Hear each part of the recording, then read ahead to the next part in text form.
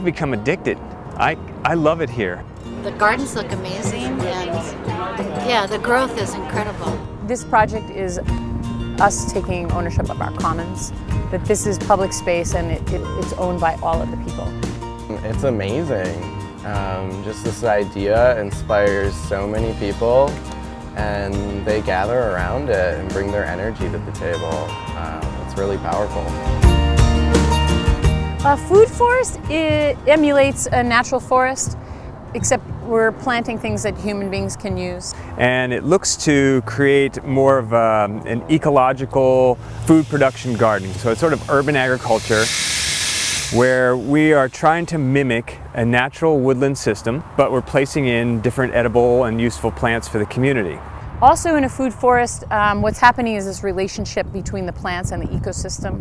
When we plant things, we want to make sure that they're complementing and working together and providing a number of functions. Something flowers, it's going to provide nectar and pollen to local honeybees. It's built on a system of guilds, which has 7 layers. The top layer would be the canopy and the trees, fruits and nuts, going down into shrubs and berries, down into perennials, down into herbaceous, down into soil amendments and vines as well.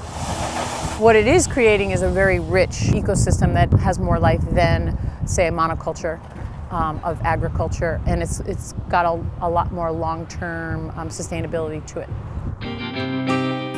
The project started in a permaculture design course. We created this 13-acre design for this whole area on the western slope. And the most useful tool that we came out of that class was this physical map that we had drawn. And we used that map to show the community for the first time what a food forest could be and what a community garden could be here actually on this land. We had expected maybe 30 people to come, and 60 to 70 people came. We wanted to feed people well, we had an abundance of food, and a diverse number of people came that night. And it was also the night that the hired landscape architect and permaculture designer came in and brought some ideas for us to mull over, and then having people say, I like this, and rub shoulders looking over the tables and point and sketch and start getting excited about something that was coming together. Right now we're in a very young forest right now. We started 2 years ago, so our trees are pretty young, but we've gotten in a lot of the perennials and the shrubs, so forth, to support these trees. And it's different than a pea patch in a community garden in our urban settings, is that our traditional Seattle pea patches, community gardens, allot plots to families who tend them. And they're typically 10 by 10, and families typically do annual vegetables. And so this differs on the food forest area, is that this is an open harvest. We call it ethical harvest for everyone. So when people walk through the park and they see a ripe berry, they can enjoy that. And when it's time to harvest apples, we will have some instruction and signage on how to do that gently and ethically, like take some for yourself, leave some for somebody else. The work parties and the ability to get involved is open to everyone, so if someone's passing through from Texas, they can come and help and then move on. That's a little different than a pea patch model.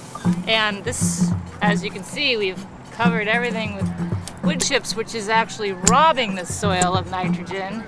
So the lupins are trying to fix it again. With the wood chips, the mycelium love it, you know? So it's a balance that you're trying to attain. And if people want to come back regularly but not be obligated to tend a garden that's specifically under their care, this really works for them, that they can come and do it collectively, shoulder to shoulder, side by side with people, and learn from each other and enjoy a day like today.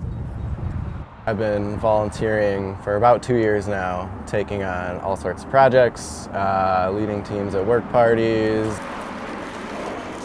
and making efforts go further in all sorts of directions. Fresh food! Free food! For example, tonight, every Wednesday night, a group of us have come together to harvest and pass the food out to the local community as a way to engage them and let them know that the area down there is for the community to grow food together. Explore the idea of how to grow food for each other, how to take what you need and share the abundance. I love eating them.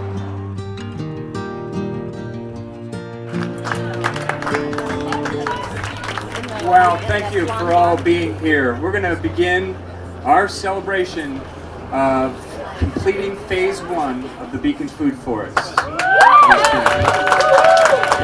Projects like the Beacon Food Forest are adding a foundation of health right in the center of a city. 1,000 people have been involved with this project, I could safely say, done something here. That's really satisfying. We physically do something together and have a result that we call ours together. It's been a palette for dreaming.